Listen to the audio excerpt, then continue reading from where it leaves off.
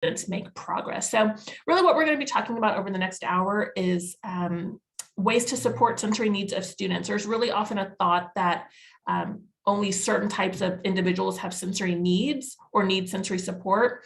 But really the truth is that all of us seek out sensory input, or we avoid certain types of sensory input. And we often do this without really giving it a lot of thought. But there are some kiddos who do need systematic sensory support. And as we're going into the summer, there may be some things that you're thinking about for your kiddos, and hopefully there'll be some tips and ideas here that will help you. I think, as Misty said at the beginning, if you have a general question, feel free to drop it in the chat, and Misty or Sarah, you both can interrupt me at any time. But if you have a more specific question, we'll wait to the end so that we can turn off the recording, and then I'm happy to stay on the Zoom as long as anybody needs that. I know it's always challenging to interact via Zoom, so feel free to pop in as you need to. We know in order for kids to be successful in school, they have to be able to regulate their sensory system. The sensory system impacts every aspect of our functioning, our academic learning, behavioral and emotional regulation, and attention. But it's really important to remember that today, what I'm going to be talking about are just very general strategies. So some of your children may have more specialized needs. And so it goes without saying to please, please, please communicate closely with your child's teachers, with other school personnel, as well as your child's physician. If you have concerns specifically about your child and maybe the need for more specialized support. And just like everything that we're going to talk about today and anything that you try with your own child, guidelines and boundaries are always essential for any strategy to be effective. But before we can talk about sensory responses and sensory strategies, I want to be on the same page about the sensory system. So most of us are very well aware of the 5 basic systems, but we actually have 8 sensory systems. So I'm going to go through each of them very briefly. Know this is just sort of scratching the surface, and all of these sensory systems overlap and interact with one another as we go throughout our days and our activities.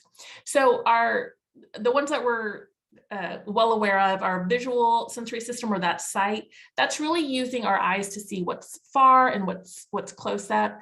Neurotypically developing people, they're able to use sort of smooth and precise eye movements to scan and visually assess the entire environment. So if you have dysregulation in that visual system, it's hard to integrate all of the things that you're seeing around you into one cohesive picture. And then we've got our auditory or our hearing system. And that not only includes just what we hear, but also being able to listen, also being able to filter, and then selectively attend to auditory stimuli. So in the classroom, what that looks like is being able to filter out other students while being able to listen to the teacher. At home, that might be filtering out your siblings while trying to listen to mom and dad talk. We've got our tactile system or our touch system. Now, this is going to be often the most commonly recognized sensory system of the body. The one that generally, if there's a problem, whether a child is overreactive or underreactive, that's the one we're going to notice the most, because that tactile system is how we process information through our skin. And some of the areas of our skin are more sensitive to tactile input than others. So generally, our mouth and hands are going to be more sensitive. And that's often why you see younger children explore things by touching them, by putting them into their mouths, because they're trying to get that tactile input. And that tactile sensory system is really important for not only identifying touch, but identifying pressure, for identifying pain and temperature. So things that we need to help keep us safe. And then we've got our taste and our smell, or our gustatory and our olfactory systems.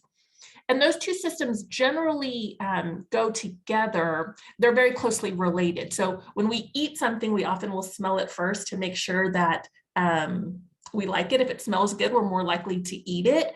If it smells bad, it sends a warning signal to our brain that we might not like it or that it could be dangerous for us to eat. Our gustatory senses, as you probably guess, are located on our tongues, while our olfactory or our smell senses are located in our nose. So those are those 5 basic senses that we all know, but there are really 3 other sensory systems that are going to impact a child's development. And the first is the proprioceptive system. And proprioception is just a real fancy word for input from your muscles and joints. So that system allows us to know where our body parts are without having to look at them. So when you watch a young child learn how to walk, they're generally looking at their feet. If a kid is learning how to roller skate, they're looking at their feet, things like that, because they're getting that input from their muscles and joints about where their body parts are in space. When our system is intact, we don't have to know where our hands are moving, where our feet or legs are moving, because that system is intact. And then you've got your vestibular system. So the vestibular system is located in the inner ear, and it helps us to detect changes in gravity. So are we sitting? Are we standing? Are we upside down? Are we spinning? It's often referred to as the sort of the internal GPS system of the body. So it helps kids balance and to orient in space, so they're not running into walls or falling down. And all of that is affected by eye movement and balance, posture, muscle tone, attention. And then the final system I'm going to talk about is the interoceptive system. And interoception is really the idea of the physiological condition of our body. It helps us to understand and feel what's going on inside of our body. So it helps us to recognize if we're thirsty, if we are hungry, if our heart is racing. So that's important for kids when they're doing a lot of physical activity, to help us know, help the student know, help us know as adults, if there is a problem with our system, if we're getting overheated, or if we're not registering cold or something like that. So those are the 8 sensory systems that we're going to be kind of keeping in mind as we go through the sensory responses. So we've got this understanding of the different sensory systems. Now I'm going to talk about sensory responses. So the 8 that we talked about, all of those sensory systems have a hyper, a hypo, or an under type of response that you're going to see in your children. And you might notice all of the responses for the same sensory system, depending on the activity that's being done. So if it's a new experience versus something that the child has experienced before, you might see a different response. It's also very common to be hyper responsive in some of your sensory systems, and then hypo responsive or under responsive in other sensory systems. So remember, as I said, all of our sensory systems, they're not individual systems, they're all interconnected. And so our responses are going to be somewhat interconnected. So let's talk about our sensory avoiders, or our kids who are hyper responsive. These are kids who have this excessive response to sensory input. So they avoid more sensory input because it's overwhelming to their system. So generally what we're going to see behaviors that are either verbal, nonverbal, or physical that suggest that there are some hyper responses to the sensory systems. So if a child complains that it's too bright, too loud, too smelly, that is a good indication that that system is hyper responsive. So what that might look like, if your kid wants to be in the dark, they don't like the lights on, if they cover their ears when things get too noisy. You might see at home during dinner, everything is great, but if you have a large family gathering, Thanksgiving, a birthday party, you might see some different behaviors like screaming or hiding, withdrawing. In terms of our olfactory, that smell sense, your child might be overwhelmed by smells that others don't even notice or don't find unpleasant. And that can increase distractibility, can also cause some medical issues like nausea, upset stomach, headache, things like that. And obviously, I'm thinking about in the school setting, if a student is overwhelmed by something that they don't like the smell of, that's going to be hard to concentrate on what their teacher is saying. If you have something important going on at home and they are smelling something that they find unpleasant, it's going to be hard for them to attend to what you want them to do. It's also really important to remember that within the home setting and maybe even in the community, you might not see some of these behaviors because at home, there's likely less sensory input, right? Fewer kids, it's quieter. So your children's teachers may report seeing some of these behaviors. And it's important to really communicate and work together as a team to figure out, okay, it's not happening here, it's happening in this situation, what's going on? Because we want to get away from thinking about negative behavior as a kid being bad, but really it's about they are communicating something to us. And rather than thinking that it's a behavioral issue, we might think of it as a sensory issue and might want to look at addressing the sensory needs before we think about, well, we have to put this huge behavior plan in place or they need a different type of setting because, sometimes if we can regulate that sensory system, we can mitigate some of those behaviors.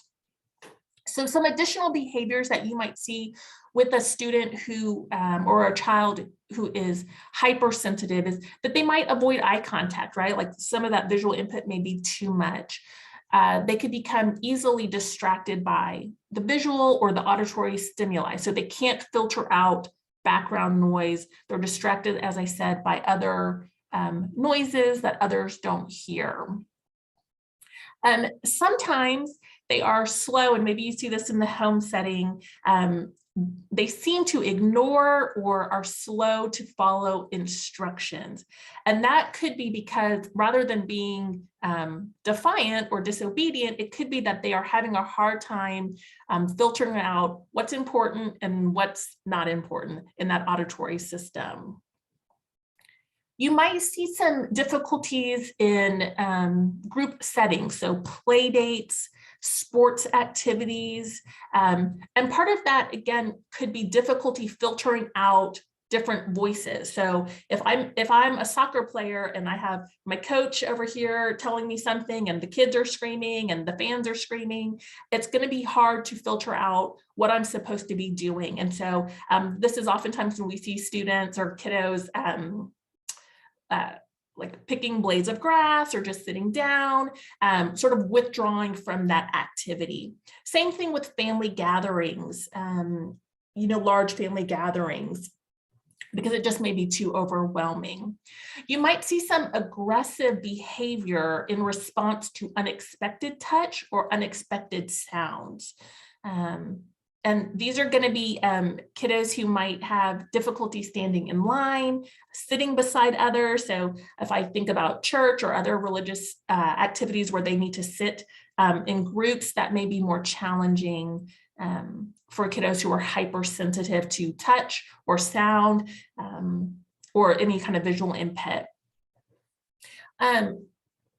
Kids, you may also see some clothing sensitivity. So whether that could be tags or the fabric, the compression of something versus how loose it is. Kiddos who are hypersensitive, who have hypersensitive sensory systems, you might see that they have a very limited or a very rigid diet. And so there may be some concerns with being underweight. So something like the flavor may be too strong, the texture of the food, the color of the food, so that visual input may be challenging for them. And we'll talk about some strategies, but particularly when it comes to diet, again, you want to make sure that you're communicating closely with not only your physician, but the school nurse and the staff there, particularly if your child is eating anything at school, because we want to make sure, it's okay to have a limited diet and eat only certain things, but you want to make sure that your child's getting the appropriate nutrients that they need to grow. And then one of the other major behaviors or types of difficulties that we see are motion sickness, particularly from unpredictable movements, backward movement. So the swing sets, merry-go-rounds, I don't know that we really have merry-go-rounds anymore, but any kind of spinning activity is going to be more challenging. Activities that move up and down are generally easier on the system than activities that go back to front. And so really the best strategies to use for kids who have hyper responsive or over responsive sensory systems are those strategies that are going to calm that sensory system down. So let's talk about some strategies that we can use in the home, in the community. These are some things that maybe some of school personnel are using as well. And so this duration effect, let me talk about that for a moment. So for example, in the area of touch, calming strategies and then alerting strategies, which we'll talk about in just a minute, if done for about 10 to 15 minutes, they have an impact for about 90 minutes. So if I'm thinking about my child at going to church, and I know they're going to have to sit for a long period of time, and I know that that's challenging for them, I could think about doing 10 to 15 minutes of some tactile input and that's going to help them to remain seated, calmer for about 90 minutes. These other senses where it says affect only during input, generally there's not a lot of research that would suggest that there's any lasting effect after that strategy has been implemented, if that makes sense. So remember I said that sort of light touch or unexpected touch, that can alert the system, right? So that can create more response. Additional behaviors can be perceived as painful. And so that can result in physical aggression. And that's why that deep touch or that compression helps calm the system down. I do want to just make a comment because people can buy weighted blankets at Target and Walmart and all of those things. And you can go on Amazon and buy weighted vests and weighted, lap things. Any kind of weighted item for a child, that's very prescriptive. So things like weighted vests, those are measured by a child's body weight, etc. So if you're going to use a weighted blanket that you purchase in the store, if you go on Amazon and you buy something that can go over your child's lap, really the key to remember is that you want your child to be able to remove that item independently. That's why I would not recommend getting anything that has fasteners or buttons. If you're going to use something that's like a blanket or just something that goes over their lap that they can easily just push off. Anything with buttons or snaps, that may be more challenging if there's any kind of motor difficulty with the child. Things like smooth, silky, soft textures generally calm the system down. So things that I have used for kids in the community and at school are just small pieces of fabric that they can keep in their pocket or just hold in their hand that they can rub between their fingers that just gives some of that tactile input. And it's not noisy, it doesn't bother anybody. So if you need your child to sit for a while, that's something that they can hold onto. I had one kiddo who used to carry around cotton balls, and his mom would just keep tons of cotton balls in her bag that she could just hand to him. There are other things like seated cushions. So you could find on Amazon for $12 or $13 different types of seats that your kiddo can sit on. if they have a desk at home where they're doing homework, or at the dinner table, just to give some of that tactile input into their body as they're seated there, so that they can stay at the table with the family for dinner, or stay in the living room as you are watching a movie together as a family, etc. When you are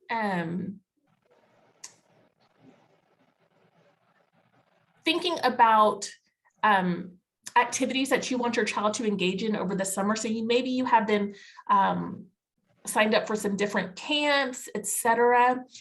You want to think about, for those kids who are hypersensitive, maybe some non-contact activities. So things like swimming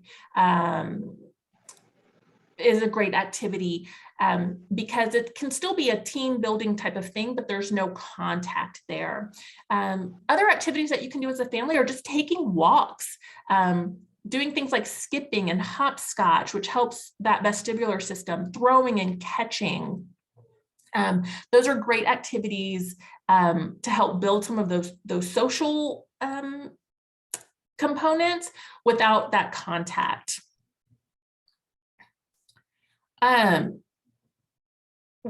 The idea is that we don't want our kids to avoid all of the things that may cause their system to be over responsive, because we want them to be fully functioning individuals within the community as much as they can be.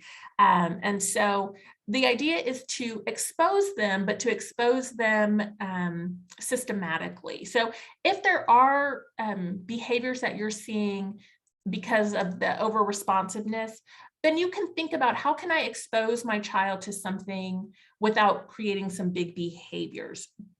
So you can do it in small increments, so that we've got some exposure, and then they know that, hey, I don't have to do this for a long period of time. So things like, and I think we'll talk about it in just a minute, using a visual timer. If you want your child to stay with the family at dinner time, but you know that that's normally a very challenging time, just set a timer, 3 minutes, 5 minutes, 10 minutes, whatever is working for your family. And then after that, then your child knows that they have a place that they can go to sort of calm, to get their system back in regulation. In terms of some auditory support, again, these are kids who have difficulty filtering out that background noise.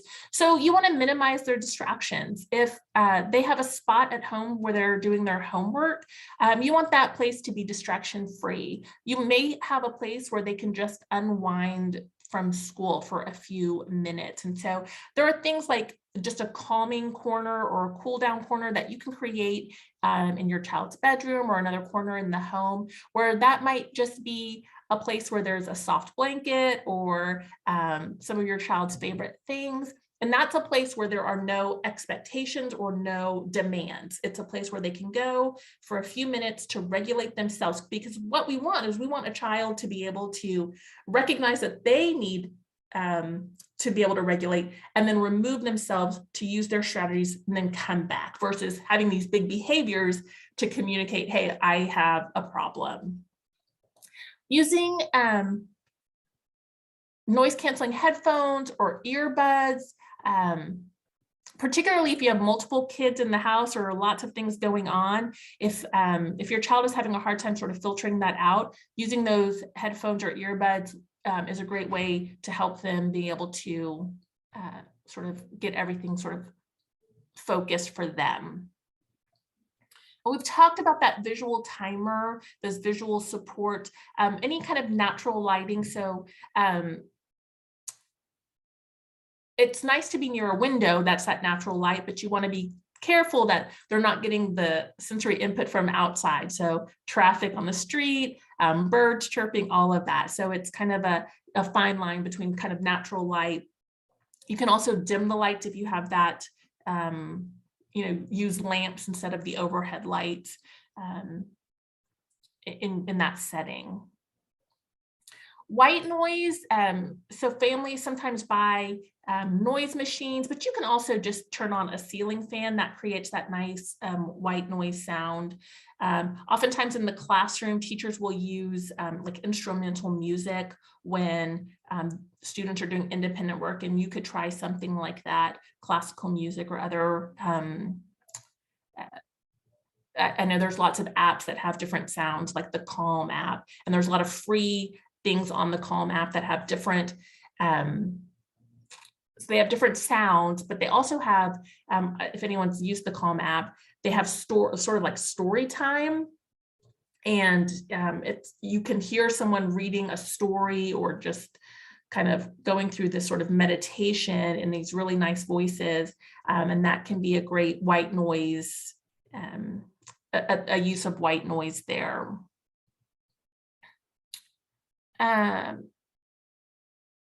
Okay. For this breaks during visual motor activities. So visual motor activities are, eye-hand coordination things. So building with blocks, writing, cutting, all of the sort of academic, pre-academic things. If you have a child who is a hypersensitive, visually, auditorily, you might want to consider giving a break after they do any type of like writing homework, because oftentimes what will happen is that because they're avoiding input, they're not putting any pressure on their pencil, and so writing is difficult for them. Building things, cutting things, any type of academic activity, you might want to consider giving them a break after they've done that task, just to help them regulate their system again. Okay, and then let's look at taste and smell. Oftentimes we think that sweet foods might alert our system or cause us to get a bit more amped up. But sweet foods increase the serotonin levels, and serotonin is that sort of good mood brain chemical, which decreases stress. So as adults, right, if we're stressed out, what do? We eat some chocolate, right? That's a sweet food that helps calm our system down. And I'm not advocating that you give your kids lots of chocolate, but you might want to think about things that are sort of naturally sweet. So sweet corn, melon, strawberries, any type of fruit. And that's also great if your child has some taste aversions. It's a great way to introduce some new foods to their diet. And refusal to eat certain foods or rigid diets, that can be attributed to lots of reasons. Could be the texture, it could be the smell. It's not necessarily tied to the specific taste or flavor, but it could be. If you are thinking about introducing some new foods to your child's diet, certainly talk with, again, your pediatrician, but also communicate with the school. There are activities within the school that maybe they're doing things with food. The one point that I would really stress is that if you are introducing new foods to your child, don't do that at meal times, right? We don't want to pair eating something that I don't like with mealtime, particularly for students who are already having a hard time eating, because that's just going to make mealtime more difficult. So it should happen at other times, because we don't want to increase anxiety. And we never want to coerce or force kiddos to try. I know growing up, I still to this day don't like peas. Growing up, we had to eat the number of our age, that number of peas. And my mother, God love her, that definitely not the best idea when you're trying to get kids to try new foods, right? There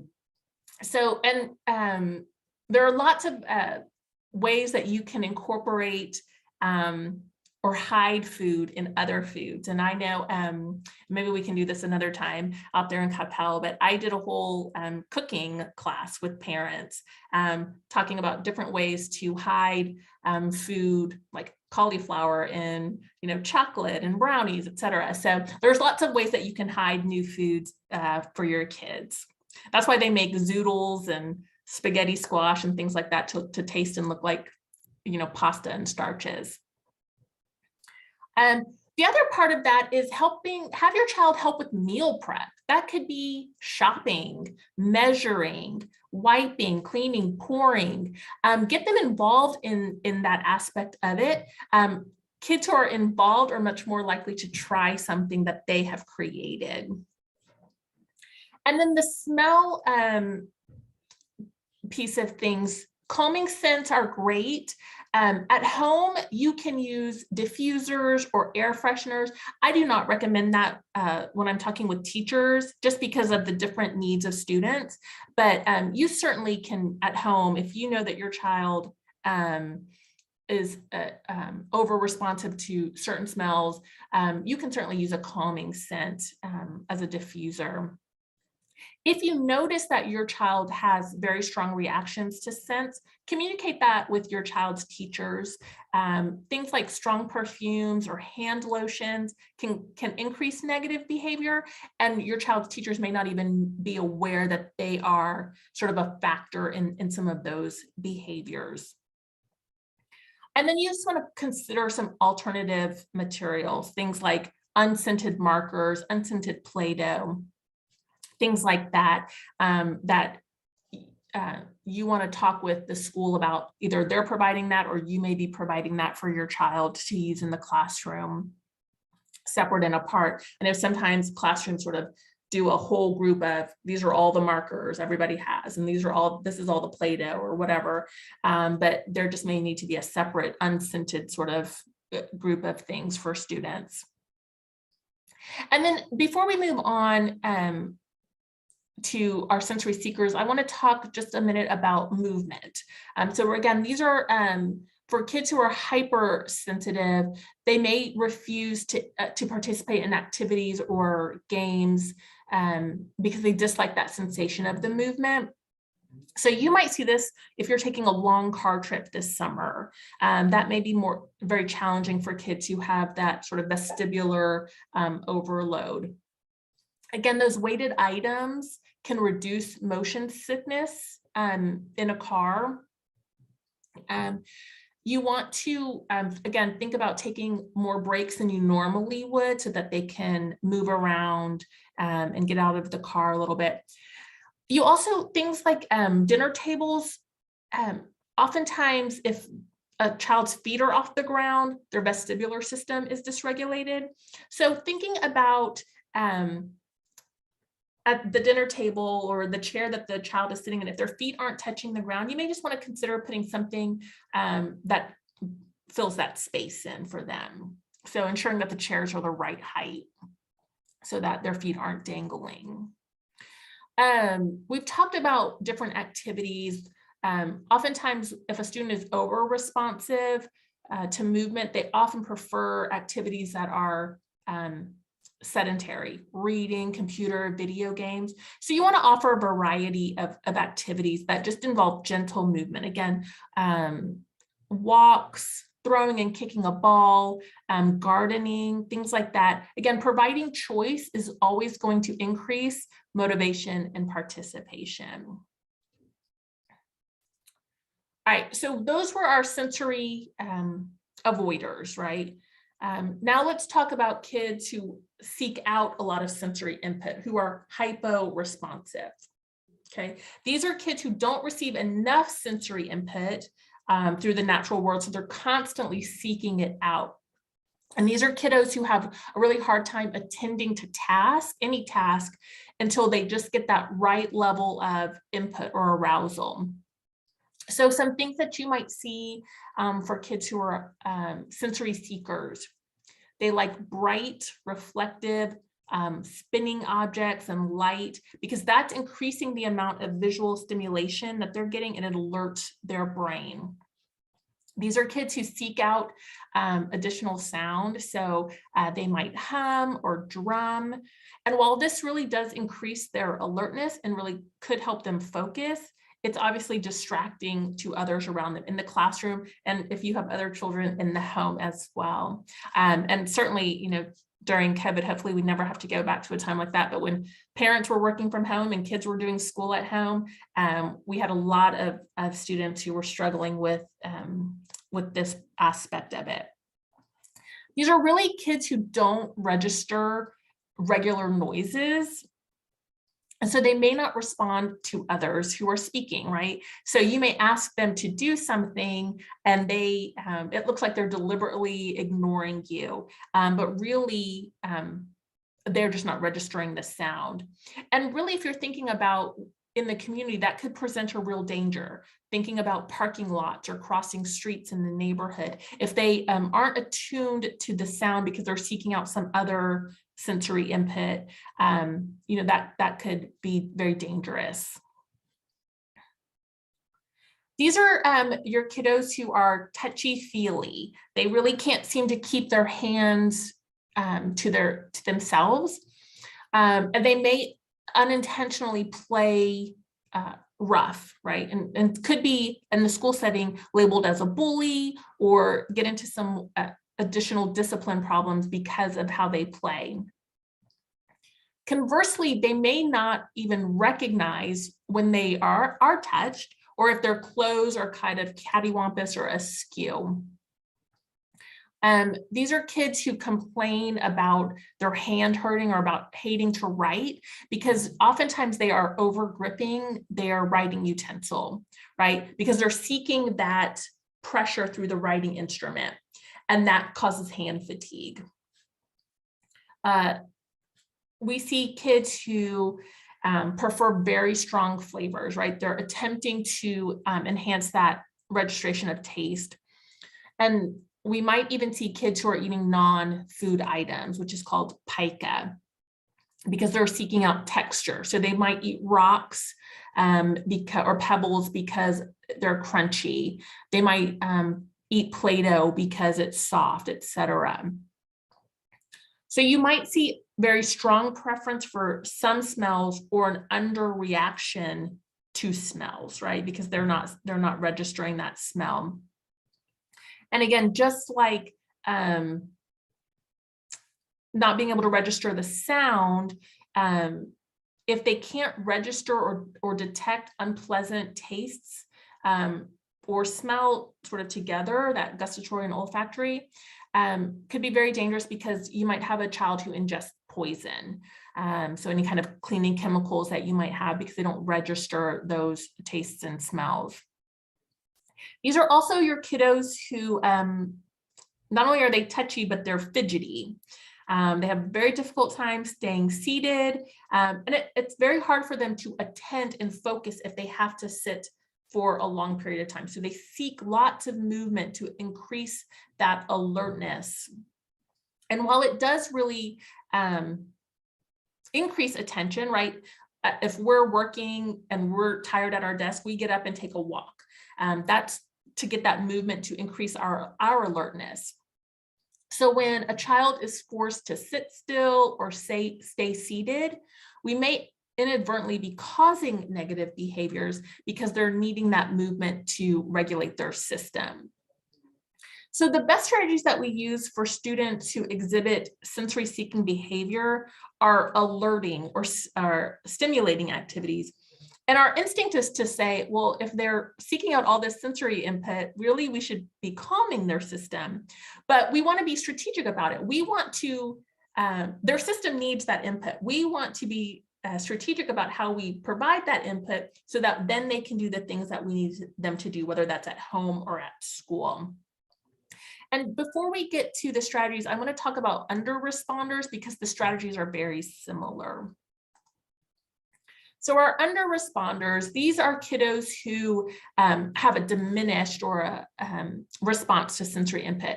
So way more sensory input is needed than your average in order to get any type of response. So these are kids who have been described as just bumps on logs. They're generally needy, but tend to be helpless to have their needs met effectively. They don't know how to do that. And they can be described as lazy by those who aren't recognizing that these are sensory under responders, and are often described as looking tired or being tired within the classroom setting. So just like our sensory seekers, under responders are going to need those alerting or stimulating activities. So going back to sort of that chart that we use for our calming, we'll look at them in the same way for alerting. So again, texture is really great, but instead of those soft, silky textures, which are calming, we're going to look at things that are fuzzy or sticky or rough. So think about Velcro, things that stretch. So for example, like I've got two fidgets here, right?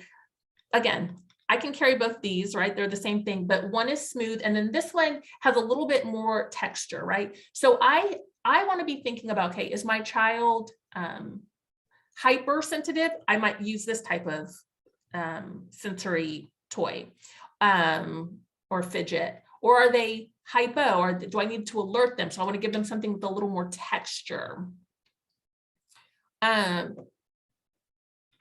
For things like weight-bearing activities, so working on the floor rather than sitting at a desk or a table can be helpful. So just getting that input from the floor to their feet and legs and stomach can help regulate that system. They can also, for older kids, use something like a hand gripper. So I don't know, athletes kind of use that to strengthen their hands. So if a kid is doing some homework, they can have a hand gripper in the left if they're right-handed, or vice versa. And that can give some input into that hand. Using for writing activities, you can add a little weight to your pencil. So like sometimes your pencil can have, you can add a little grip to your pencil, and that can give a little bit of extra weight, or you can add something to the top of a pen or a pencil, and that gives it a little bit of extra weight. Experimenting with different types of writing utensils. So having a student use a felt tip pen rather than a regular pen or pencil, because a marker or a felt tip pen, if you put too much pressure, it's going to go through the paper. So that's helping your child learn what kind of pressure that they need to use on the paper. It helps with that hand fatigue.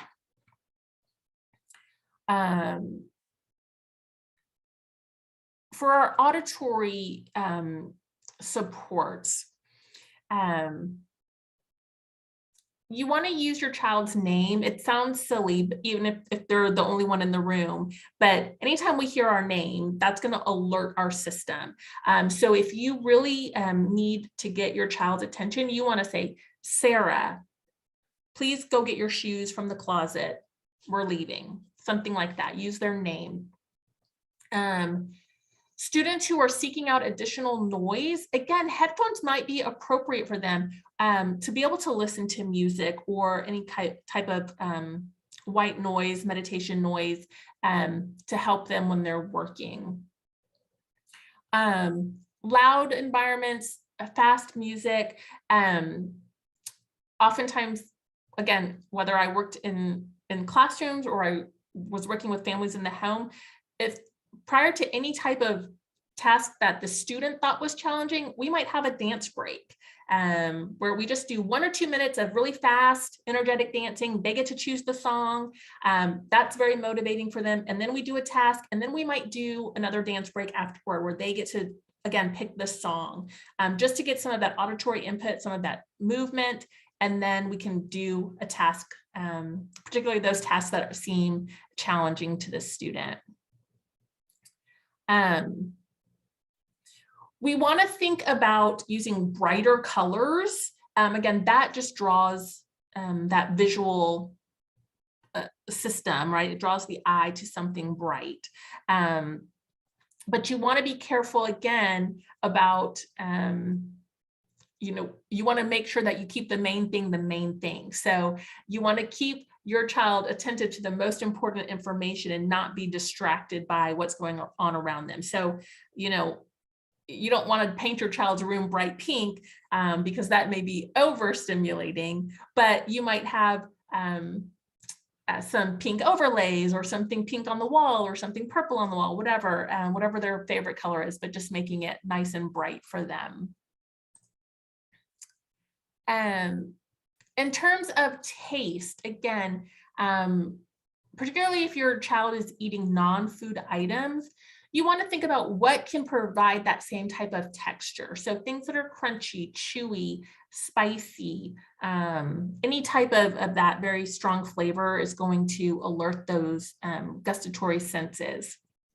Using electric toothbrush gives a great amount of input into the mouth early on. So first thing in the morning, they can get some of that gustatory input.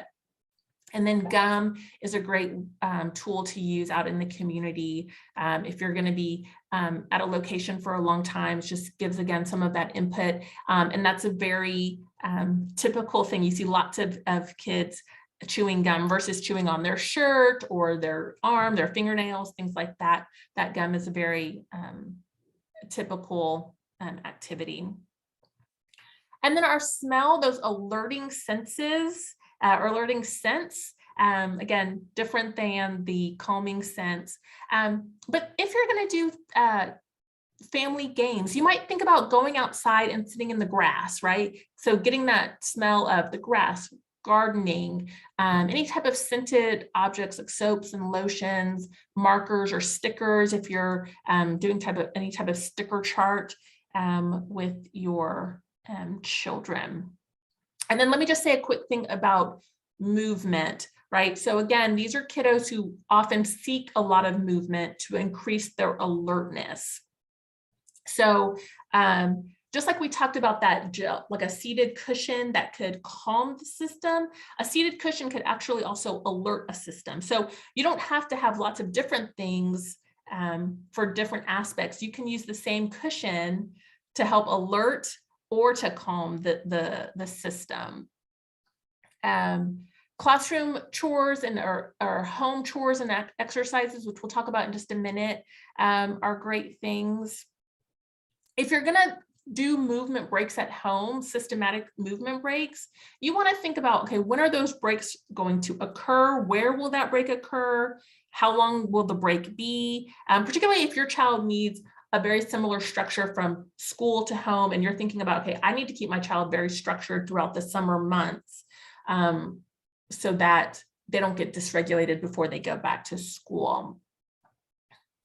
And we're going to talk about some structured sort of playground activities, skipping, hopscotch, relay races with siblings or neighborhood friends. All of those are great activities. I'm looking at the time. I want to make sure we leave time for questions, but I do want to just quickly talk about proprioceptive inputs. Because proprioceptive, again, remember, that's that system that sort of tells our bodies where they are in space. It's that input from muscles and joints.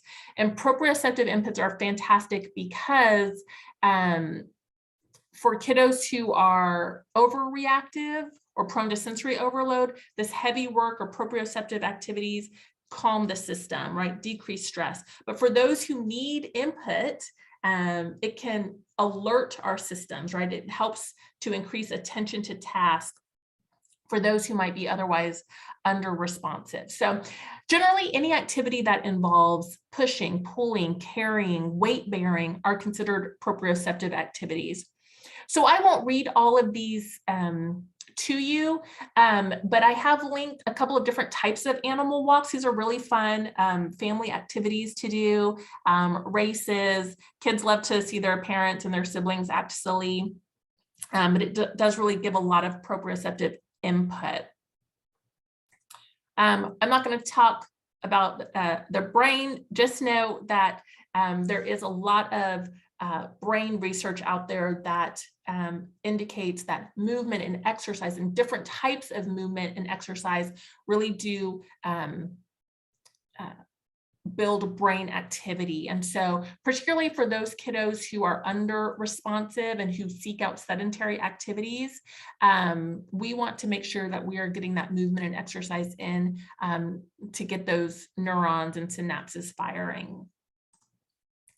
And then this isn't necessarily the right crowd because you all are here. But oftentimes I'm asked, well, why do we have to do this? But honestly, every single one of us needs sensory breaks. We want to be mindful of what are the behaviors that we're seeing that could suggest that a child needs a sensory break versus this kid is being bad. It's really more about that sensory support that we want to provide. We want to be systematic. So we want to think about when we want to provide those sensory breaks and why we're utilizing the sensory break. We don't want to just throw, some headphones on a kid. We want to think about, okay, what is their behavior telling us? Is it under responsive or over responsive? Are they hypersensitive, hyposensitive? And then the other thing is sensory breaks can be done everywhere. You don't need a sensory room for all of that. It can be done at home, within the community, outside, in the classroom. It can be done in every setting. So